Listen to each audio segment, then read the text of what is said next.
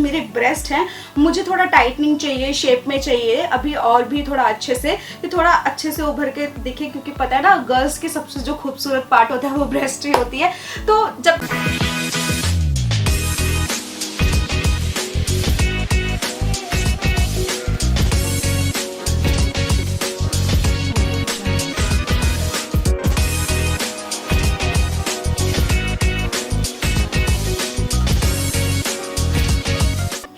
Welcome back to my channel. I am Kavya Rajput. आ गई हूँ आपके अपने चैनल पे, फिर से लेकर आ गई हूँ आपके लिए एक बहुत ही मजेदार वीडियो जिसमें आपका ब्रेस्ट के बारे में हम बात करने वाले हैं। जैसे कि आपको पता है गर्ल्स को ब्रेस्ट को लेके बहुत सारे इश्यूज होते हैं, बहुत सारी प्रॉब्लम्स होती हैं जो वो खुल के शेयर नहीं कर पाती हैं अपनी मॉम से, अपनी फ्रेंड से। तो कई बार कुछ बातें हमारी दिल में ही रह जाती हैं, तो उसके लिए मैं आ गई हूँ आपके लिए। तो आज आपको सॉल्यूशन मिलेगा कहीं ना कहीं। ब्रेस्ट के बारे में बात करने से पहले बोलना चाहूंगी, जिन्होंने भी अभी तक मेरे चैनल को सब्सक्राइब नहीं किया है वो चैनल को सब्सक्राइब कर लीजिए, और मेरा अनदर चैनल है कवर सॉन्ग का, काव्या बीट्स के नाम से चैनल है, वो भी सब्सक्राइब कर लीजिए, और मुझे इंस्टा पे फॉलो कर लीजिए काव्या राजपूत के नाम से है आईडी।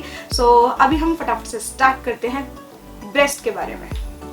जो मैंने अभी रिसर्च किया ब्रेस्ट के बारे में, तो मैं आपको बता देती हूँ, कई गर्ल्स के ब्रेस्ट पे जो निप्पल्स होते हैं वो एक से कई ज़्यादा होते हैं। तो गर्ल्स इस चीज़ को लेके बहुत ज़्यादा प्रॉब्लम फेस करती हैं, उनको समझ में नहीं आता, वो बहुत ज़्यादा टेंस्ड हो जाती हैं। तो समझ में नहीं आता कि मैं ये बात किससे शेयर करूँ, क्योंकि जब किसी भी गर्ल के मतलब हमारे जैसे कि ब्रेस्ट पे 2 निप्पल्स होते हैं, अगर वो 2 निप्पल से ज़्यादा निप्पल्स होते तो ऑब्वियसली कोई भी लड़की परेशान होने वाली बात है, और वो बहुत ज़्यादा डिस्टर्ब हो जाती है मेंटली, फिजिकली, उनको समझ में नहीं आता वो किससे शेयर करें। तो मैं आपको बता देती हूँ, आपको बिल्कुल भी इस चीज़ की टेंशन लेने की बिल्कुल भी ज़रूरत नहीं है। कई बार हो जाता है हमारे हार्मोन्स की वजह से या फिर जेनेटिक कि हमें वो सारी चीज़ें फेस करनी पड़ती हैं। अगर आपको लगता है कि आपको इसको रिजॉल्व करना है और आपको हटाना है, हटवाना है, तो मैं आपको ये बोलूँगी कि आपको एक बार डॉक्टर से कंसल्ट करना चाहिए। और आजकल तो वैसे भी कॉस्मेटिक सर्जरीज हैं, तो आपको इतनी फिक्र करने की जरूरत नहीं है। बस आपको घर से बाहर निकलने की देर है, बस आप घर से बाहर निकलिए और डॉक्टर से अपॉइंटमेंट लीजिए और डॉक्टर से कंसल्ट कीजिए, और आपको 1 सेकंड में आपको आपकी निप्पल का सॉल्यूशन मिल जाएगा। जैसे कि आप लोगों को पता ही है, कई गर्ल्स को ये बहुत ज़्यादा प्रॉब्लम होती है। किसी के ब्रेस्ट छोटे होते हैं, किसी के ब्रेस्ट बहुत बड़े होते हैं, किसी को छोटे करने होते हैं, किसी को बड़े करने होते हैं, किसी को बिग साइज चाहिए होता है, और किसी के स्मॉल होते हैं तो उनको बिग चाहिए होता है, और जिनके बिग होते हैं उनको टाइट करना होता है, और जिनको सैगिंग हो जाती है वो बहुत ज़्यादा डिस्टर्ब होते हैं, मतलब समझ में नहीं आता। और ये सैगिंग का इशू तो मैं आपको अपने लास्ट व्लॉग में बता चुकी हूँ, तो आप मेरा वो लास्ट वीडियो देख सकते हैं। तो जैसे कि सैगिंग का होता है कि आप राइट टाइम पे आप ब्रा नहीं पहनते, जिसकी वजह से हमारी ब्रेस्ट को सैगिंग हो जाती है। तो अभी हम बात करते हैं जो हमारे ब्रेस्ट हैं, ब्रेस्ट को हम कैसे इंक्रीज कर सकते हैं। तो ब्रेस्ट को इंक्रीज करने के लिए सबसे फर्स्ट पॉइंट मैं आपको बताना चाहूंगी कि सबसे पहले तो आप एक्सरसाइज कर सकते हैं। एक्सरसाइज में आपके ब्रेस्ट का साइज बढ़ाना है तो आप उसके लिए पुशअप कर सकते हैं, और कई सारी बहुत सारी एक्सरसाइज हैं ऐसी, chest breast pushup, chest contraction आप कर सकते हैं। ऐसी बहुत सारी एक्सरसाइज है जो आप इजीली करके अपना नेचुरली अपना ब्रेस्ट साइज इंक्रीज कर सकते हैं। तो अब हम बात करते हैं सैगिंग की।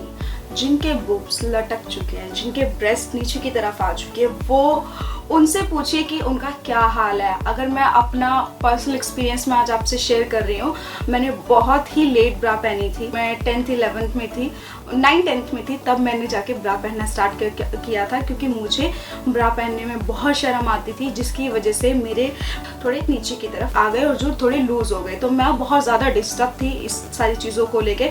फिर मैंने बहुत केयर की, बहुत ध्यान रखा, जब जाके वो थोड़ी अपनी शेप में आए। अब वो कैसे आई, क्यों आए, वो मैं आपके साथ अपना एक्सपीरियंस शेयर करने वाली हूँ। तो मैं आपको बता देती हूँ, इसके लिए बहुत सारी क्रीम्स हैं मार्केट में टाइटनिंग के लिए, लेकिन टाइटनिंग की जो आप क्रीम ऑर्डर करेंगे, कोई भी, मैं अपना पर्सनल अपना एक्सपीरियंस शेयर कर रही हूँ। बाकी जो भी क्रीम आप ऑर्डर करेंगे वो आपकी चॉइस है, मैं आपको पर्टिकुलरली किसी भी क्रीम के बारे में नहीं बता रही हूँ।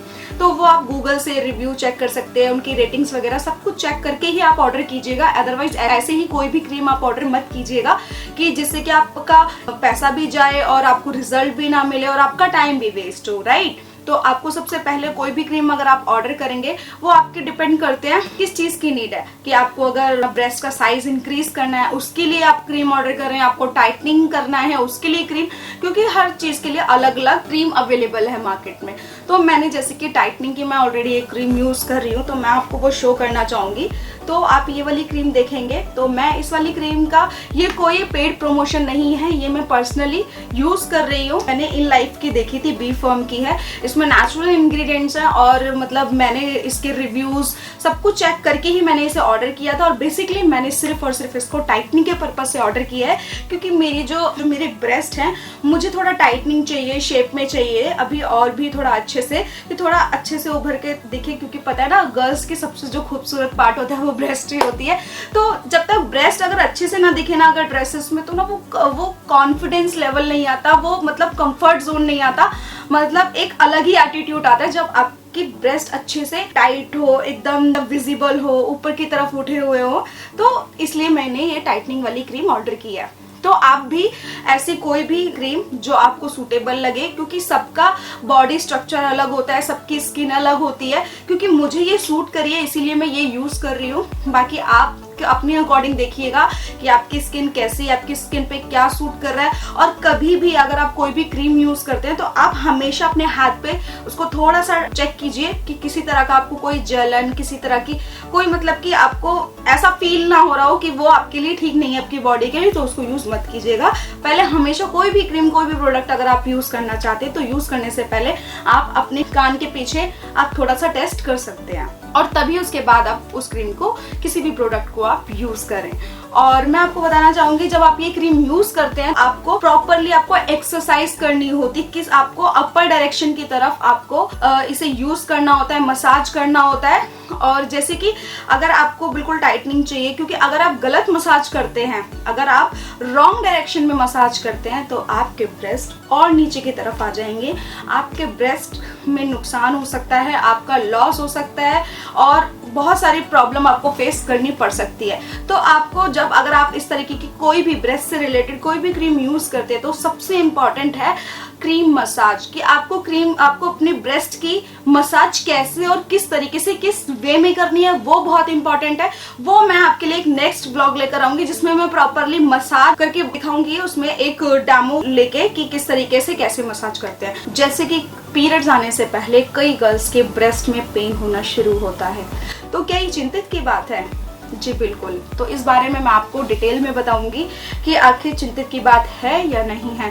तो मैं आपको बता देती हूँ, जैसे कि हमारा पीरियड्स आने से पहले जो ये ब्रेस्ट में हमारा पेन होता है, थोड़ा स्वेलिंग सा, थोड़ा भारीपन सा लगता है, तो आप इसे मतलब कि इतना चिंतित मत होइए, क्योंकि ये हमारा एक तरीके का गॉड साइन देते हैं। कुदरत ने हमारे लिए ऐसी चीज क्रिएट की है कि हमें पहले थोड़ा आइडिया लग जाता है, पता चल जाता है। कुछ लोगों के स्टमक में पेन होता है बहुत ज्यादा, कुछ लोगों के बैक में पेन होना शुरू हो जाता है, कुछ लोगों के ब्रेस्ट में पेन होना शुरू हो जाता है, जिससे कि हमें पता लग जाता है कि हमारे पीरियड्स आने वाले हैं। ठीक है, तो इसमें चिंतित होने की बात नहीं है। लेकिन हाँ, अगर आप ना पीरियड्स के कभी भी, हमेशा या ज्यादातर अगर आपको ब्रेस्ट में पेन होता है तो ये आपके लिए चिंतित की बात हो सकती है।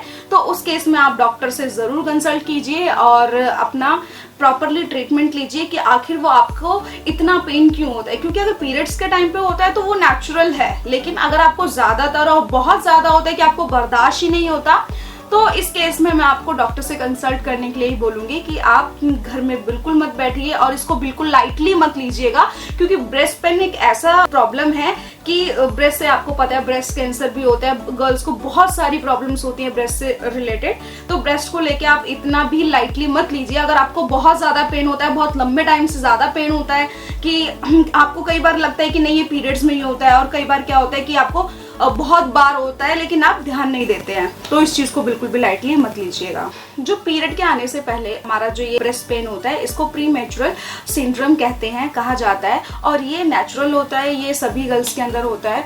और जिन लोगों को भी ये पीरियड आने से पहले जिनको भी ब्रेस्ट पेन होता है, वो कमेंट बॉक्स में जरूर बताइएगा कि किस किस के साथ ये वाली प्रॉब्लम होती है, तो पता चलेगा कि आखिर कितने परसेंटेज में, मतलब कि क्या गर्ल्स को ज्यादातर ये प्रॉब्लम होती है या नहीं, तो हमें इस पता चलेगा।